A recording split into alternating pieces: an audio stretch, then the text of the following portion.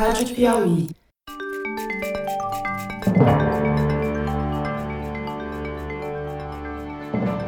Opa! Eu sou José Roberto de Toledo e este é o Luz no Fim da Quarentena, uma coprodução da revista Piauí com a Rádio Novelo. Infectamos o canal do Foro de Teresina para discutir pesquisas científicas que ajudam a atravessar o túnel em que a pandemia nos meteu. A gente sabe que as máscaras ajudam a prevenir a Covid-19, mas será que dá para calcular o quanto? Com humanos, ainda não, mas com hamsters já temos uma boa ideia. Cientistas da Universidade de Hong Kong calcularam quão menor é o risco de contaminação pelo SARS-CoV-2 se o infectado usar máscara cirúrgica, ou, se ao contrário, ela for usada por quem ainda não foi contaminado. Como vocês perceberão, os resultados são bem diferentes. Agora, como é que os cientistas convenceram os simpáticos hamsters a usar máscara? Eles construíram uma máquina para isso. Fernando Reinach explica como. Fernando Reinach, vamos aqui no 39º Luz no Fim da Quarentena e dessa vez vamos falar de um dos temas prediletos dos nossos ouvintes, que é máscaras. Pois é, Toledo, tanto você insistiu que nós achamos mais um paper sobre máscaras. Muito interessante o paper, um paper de pesquisadores da Universidade de Hong Kong, foi publicado no finalzinho de maio no jornal Clinical Infectious Diseases, da editora da Universidade de Oxford, na Inglaterra. Diferentemente do outro paper sobre o qual a gente comentou, que aliás, depois eu dou detalhes no final do programa, mas fui alertado por um dos nossos ouvintes de que erros foram constatados e admitidos pelos autores depois. Esse paper sobre o qual nós vamos falar hoje envolve seres vivos e não apenas máquinas, né? Então conta pra gente como é que foi feito esse experimento. Na verdade, para saber se uma máscara funciona ou não, você tem que ver se ela impede a contaminação ou reduz a contaminação de uma pessoa para outra. Isso é muito difícil de medir num ambiente normal. Eu teria que fazer experimentos com seres humanos, pegar uma pessoa contaminada, outra não, pôr as duas para conversar meia hora, com máscara e sem máscara, e ver quantos desses pares se contaminam. Isso não é eticamente aceitável, né? Então, o que as pessoas fazem, o que os cientistas fazem para evitar esse problema é desenvolver modelos animais. Modelo animal nada mais é do que eu achar uma cobaia, né? Só que nesse caso, a cobaia é um hamster. Esse pessoal da Universidade de Hong Kong descobriu que os hamsters dourados, aqueles bonitinhos que a gente criava quando era criança, eles se contaminam com o SARS-CoV-2 e transmitem o SARS-CoV-2 de um deles para o outro. E transmitem para pessoas também. Então, se você pega um hamster contaminado e põe numa gaiola cheia de hamsters, depois de um certo tempo, todos se contaminam. Você consegue medir o vírus por PCR no nariz do hamster, você consegue medir anticorpo no sangue do hamster. Morre, inclusive, tem falta de ar, fica quietinho num canto. Claro, não é exatamente igual, porque hamsters não são seres humanos, mas é o que a gente chama de um modelo biológico para essa doença. Aí, com esse modelo, o que você pode fazer? Você pode, por exemplo, colocar os hamsters todos numa jaula, ou numa gaiola, desculpem, e ver se um contamina o outro e qual a taxa de contaminação. Você pode medir R0, você pode fazer um monte de coisa. Se você não estiver satisfeito com isso, você pode tentar medir como um hamster contamina o outro hamster, colocando eles em gaiolas diferentes, por exemplo, dentro da mesma sala. Então, será que o vírus passa de uma gaiola para outra pelo ar? Eles já mostraram que passa.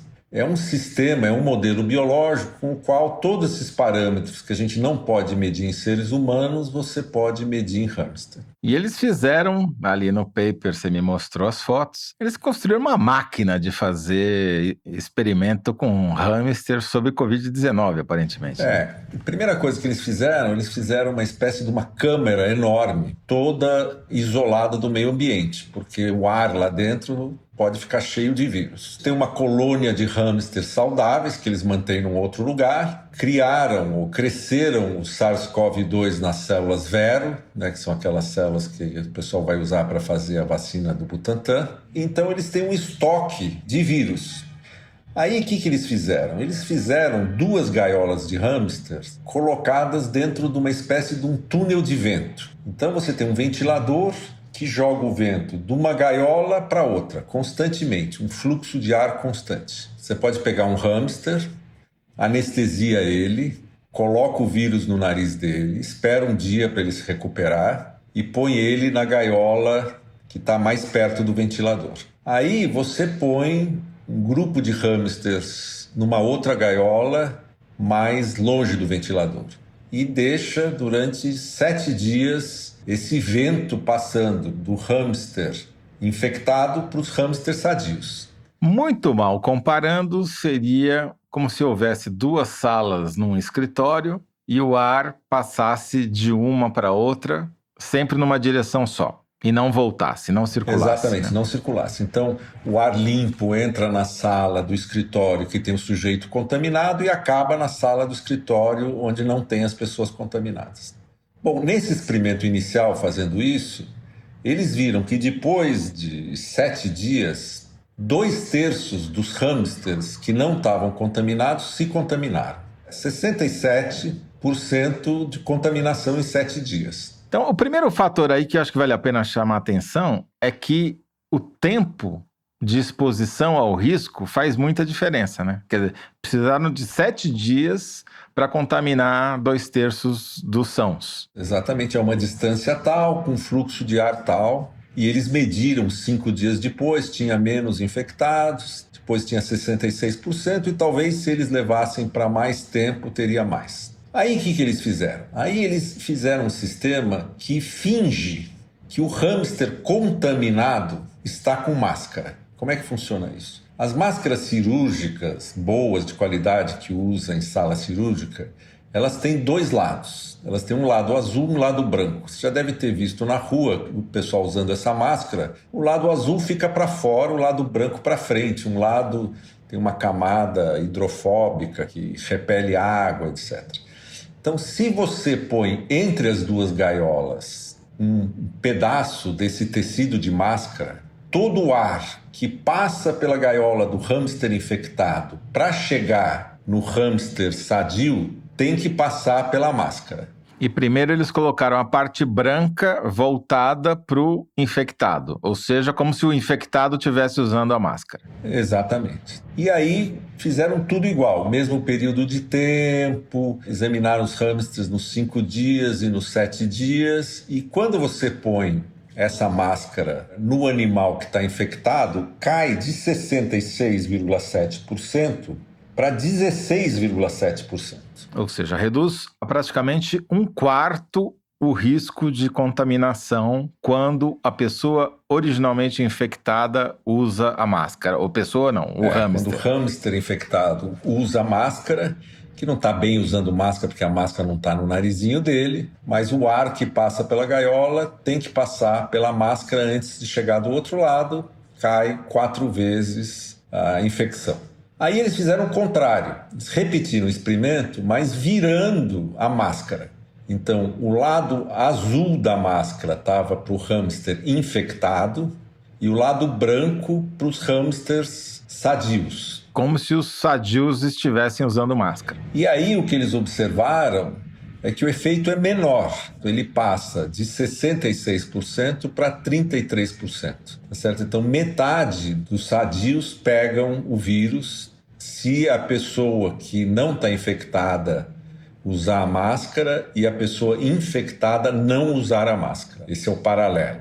Resumindo, então, Fernando, assumindo que os hamsters, na falta de outro modelo biológico, de outra cobaia melhor, têm um comportamento similar ao dos seres humanos, o fato de você, que está contaminado, usar uma máscara para sair em público ou para se relacionar com outra pessoa, reduz em 1/4, ou seja, reduz 4 vezes maior a chance de você contaminar alguém se você estiver sem máscara do que se você estiver com máscara. Exatamente.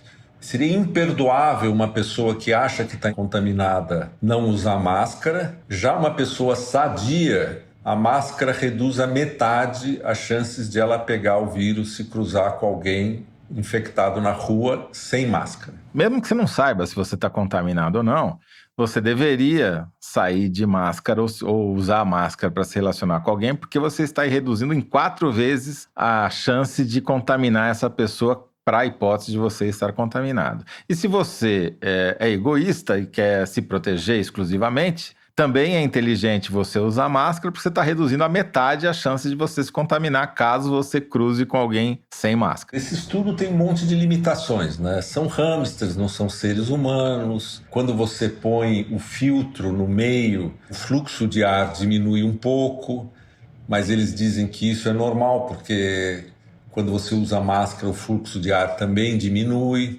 E no grupo de hamsters que se contamina, do lado dos sadios que vão se contaminando, você não tem certeza se todos pegaram o vírus da outra gaiola, né? Um pode ter pego e depois transmitiu para o outro. Isso também é um problema desse experimento. Mas isso é interessante também, porque voltando à analogia do escritório, agora que já os escritórios estão voltando a funcionar, etc., voltando a essa analogia, quer dizer, se você passar uma semana com um cara na sala ao lado, usando o ar-condicionado, o mesmo ar-condicionado com você, e ele tiver sem máscara, tua chance aumenta em 4 vezes de se contaminar, e o único jeito de a proteção que você tem é usar a máscara, porque daí você só reduz reduz a metade esse risco, mas ainda não é desprezível. Acho que tem 2 aspectos interessantes nesse trabalho. Um é que o tempo é importante, o tempo de exposição é importante, a distância entre as pessoas é importante também. E uma outra coisa que eu acho mais importante nesse trabalho, que dos trabalhos que eu conheço, é o primeiro que mede o desfecho final da coisa. Que uma coisa é você saber, a gota passa pela máscara, o vírus passa pela máscara, não passa, a gota grande passa, a gota pequena passa, é isso, é aquilo.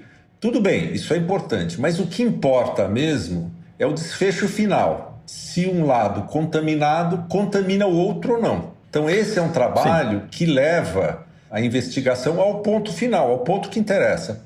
Contamina ou não contamina, entendeu? Não está nem se perguntando qual o tamanho da gota, o que acontece e tal. É contaminou ou não contaminou. E a conclusão, pelo que eu entendi aqui, pelo que você já explicou, faz muita diferença você usar a máscara para se proteger, você reduz a metade o seu risco, e faz 4 vezes mais diferença a pessoa que está contaminada usar a máscara para não contaminar outra pessoa. Reduz em 1/4 a chance dela contaminar. Agora, nenhuma das duas é garantia de não contágio. Exatamente. Quer dizer, nenhuma desses, pelo menos em hamsters, não existe uma situação onde baixou para 0. Quer dizer, se você ficar tempo suficiente exposto ao vírus, por menor que seja a quantidade, pode ser que se acabe contaminado, mesmo todo mundo usando máscara, se ficar, sei lá, 1 mês. Exatamente, é isso. Fica claro, então, que todo mundo deve usar máscara, sabendo ou não sabendo.